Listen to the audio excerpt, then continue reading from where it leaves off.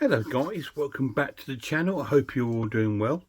Welcome to another movie review. Tonight we're looking at a horror film, a folk horror film called Midsummer.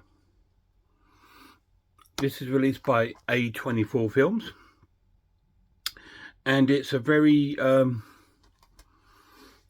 it starts off with a very sort of slow burn sort of story where we sort of like we hear like we see all these beautiful areas of Sweden. It starts off as Sweden. The film is pretty much based between America and Sweden, and we then see our character, our main character, called Danny. She's a young girl living in a flat on her own, and she's on the phone to her mum and dad because she's had a worrying email from her sister. I think she's having a few problems with her sister. I'll point out that Danny's also under sort of therapy sort of thing for, I don't know what, for depression and sort of things like anxiety and things like that, I believe. And she's trying to contact her parents to say she's had this worrying email from her sister, and it says like goodbye in it. And she's emailed a few times, but she's not responding anymore. So then she contacts her boyfriend called Christian on the phone and talks to him and invites him round to come round and see her. And he asks how the sister thing going, and she's saying not too great. I haven't heard from her, sort of thing. And he sort of says, yeah, I'll pop round and see you, sort of thing. And we then cut to we see like the parents laying in bed asleep and stuff like this in the house. And then we sort of cut to I think it might be the next day or something like that, and she's on the phone to her friend, one of her friends, saying that she's getting scared that she's pushing her boyfriend away because she's relying on him too much for stuff, and she's very because she's got these problems. She thinks she's putting him off. Well, like if someone loves you, it doesn't put him off. You know what I mean? If he loves her, he wouldn't put him off. But I can see where she's coming from. She's scared to lose him. Then we cut to like a bar where we see her boyfriend with his friends, and they're all talking about her because apparently he's been trying to sort of break it off with her because of her sort of emotional sort of like state she's always in. And they're all trying to convince him to sort of break it off, and that she's so like demanding of his time, and that when he could be with someone who could make him actually happy. And as they're talking, the phone rings and it's Danny again. She's calling him, and they're going, "Oh my God, man, you need to, you need to break loose from this girl. You need to." So, but anyway, he seems like a good guy. He's not just going to drop her just like that, because he does love her, because, you know, I just believe he does. Anyway, he goes away from the lads with the phone and answers it, and you hear her screaming down the phone, like absolutely screaming. And then it cuts to back to her parents' house in the garage, and there's the fireman in the garage. And when I first saw it, I thought, oh my God, there's been a fire at the house. But no, if you look carefully at the back of the cars, all the exhaust pipes are being sort of taped up with tubing. And this tubing goes all the way upstairs in the house. And the firemen follow it. And we go into the parents' bedroom. And all the doors have been sealed up and the pipes are in there. And both of the parents are dead. Horrendous. Is it suicide? I don't know. And then the pipe seems to go somewhere else. It goes into her sister's room, and her sister's laying on the floor with the pipe sort of taped into her mouth, and she's dead.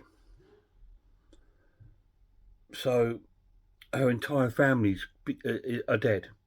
Don't know if it's suicide or what at this point. And she's absolutely devastated, and her boyfriend walks to her house in the sort of snowing time there, and he goes in and he comforts her and comforts her. And then we seem to get the titles of the film, and then we sort of cut, I think, supposedly probably months later, and he's round her flat, and she's still recovering, and he's just about to go out. She asks, where he goes. Just going to a party with the guys, and he says, well, look, I'll come. So she ends up going to the party with him. And then at the party, the boys and the lads are talking about the trip to Sweden that they were planning. They were planning a trip to Sweden when they were first talking months ago, before the thing happened to her parents and that. They were talking about going to Sweden. And so the penny drops. And so it's the first she's heard of it. And she's like, what? The sister sort of thing. He goes, oh yeah, we probably won't go, but we've just been thinking about it, sort of thing. Anyway, so then they take a ride back home in the taxi, and it's very quiet. It's that awkward, silent period.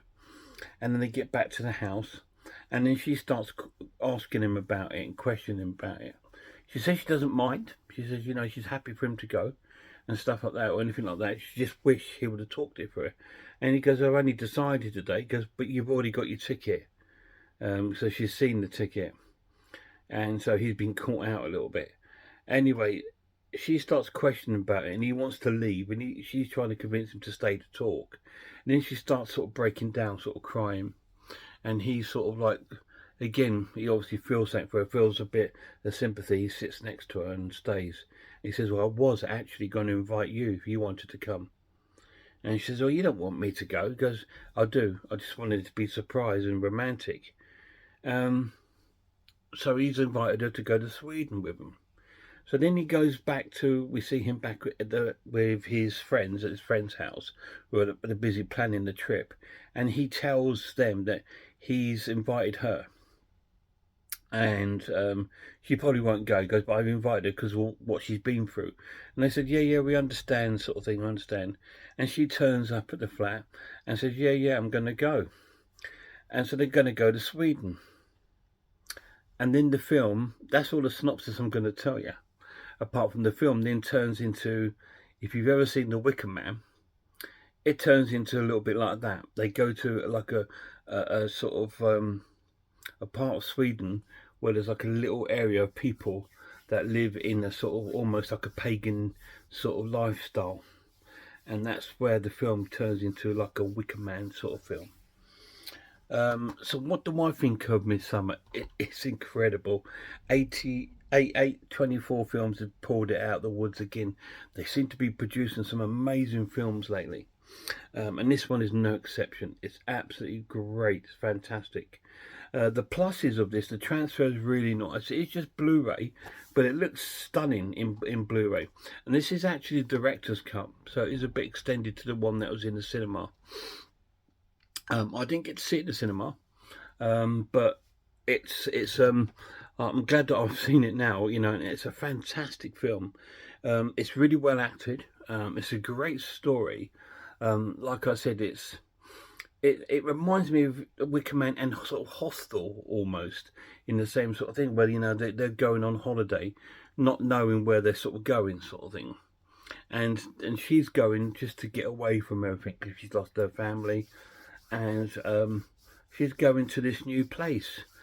Is it going to affect her? Is she going to become a part of this sort of like family thing that's in Sweden? It's a very, very strange and wonderful horror film. It is very similar to The Wicker Man. It is the same sort of vein, but up to date and modern. So I'm going to score the film an amazing watch and give it a 9 out of 10. It's not a 10 out of 10 for me because it lacks that charm and atmosphere that The Wicker Man has. But it is very, very, very close. And I like it because it hasn't followed The Wicker Man story. You know what I mean? Like they could have just made it like a replica of The Wicker Man, but they didn't. It's followed its own sort of path, and I really, really enjoyed it. It was really fantastic. Midsomar. 9 out of 10. Any of you guys seen it? If you have, let me know down below what you think of it. I mean, it's difficult to make a folk horror these days, because I think folk horror belonged back, or it has to be almost like a costume kind of film, because it's really it's folk tales, and this sort of generation of the world, we don't really have folk tales, do we? You know what I mean? We don't have that. But obviously, years ago, when we didn't have everything media pushed at us, they had to, folk tales were created because of word by mouth and things like this. But now everything is, at you an instant, isn't it? So you can't have folk tales now. But they've done a good one here, and it's really, really cool. Really, really love it. Check it out if you're into your folk horror. It's a great film. And check out some horror channels for me till my next video. Check out Horror Hands, Horror Geek, Man v Film, RS Design, Pizzlewell, I'm the Ice Lord, Cat Watches Horror Movies, Grumpy Andrew's Haunted House, and a big shout out to my lad. Till next time, look after yourselves, look after one another, and I really hope that I'll see you all soon.